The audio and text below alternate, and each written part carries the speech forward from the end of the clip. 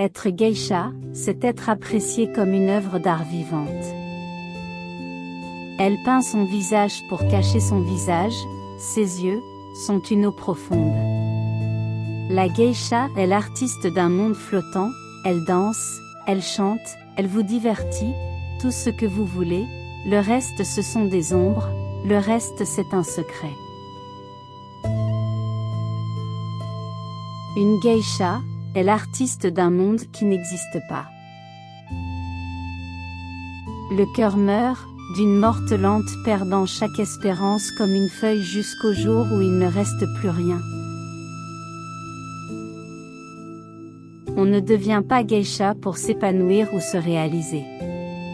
Si on fait ce métier avant tout, c'est parce qu'on n'a pas le choix.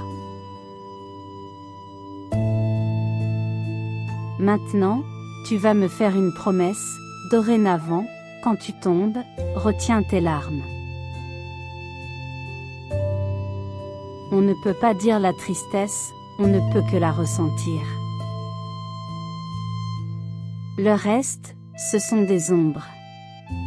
Le reste, c'est un secret. On ne peut pas demander au soleil de briller davantage, ni aux nuages de retenir la pluie.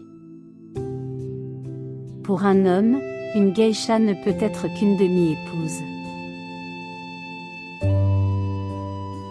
Au temple, il y a un poème intitulé La perte, gravé dans la pierre. Il tient en 3 mots, que le poète a rayés. On ne peut pas dire la perte, on ne peut que la ressentir. Qu'attendais-tu de la vie de geisha, Sayuri? Nous ne devenons pas geisha pour jouir de la vie, mais parce que nous n'avons pas le choix. Une geisha sans dana, comme Atsumomo, n'est qu'un chat de gouttière sans maître pour le nourrir. On pourrait penser qu'une belle femme comme Atsumomo aurait eu maintes propositions. Et sans doute beaucoup d'hommes ont-ils voulu devenir son dana.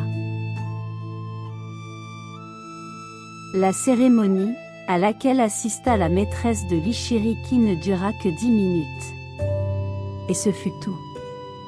Je cessai dès lors de m'appeler Shiya. Pour devenir Sayuri, geisha novice.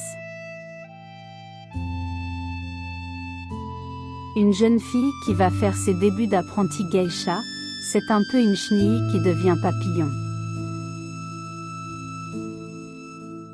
De tous les arts que pratiquent les geishas, la danse est le plus révéré. On incite les plus belles et les plus douées d'entre elles à devenir danseuses. Une maison de thé n'est pas un endroit où l'on vient boire du thé. Les hommes viennent s'y divertir, au milieu des geishas. Si une geisha ne sait pas constituer sa propre collection de kimonos, ou si elle n'a pas été adoptée par l'Okiya, elle ne sera jamais libre.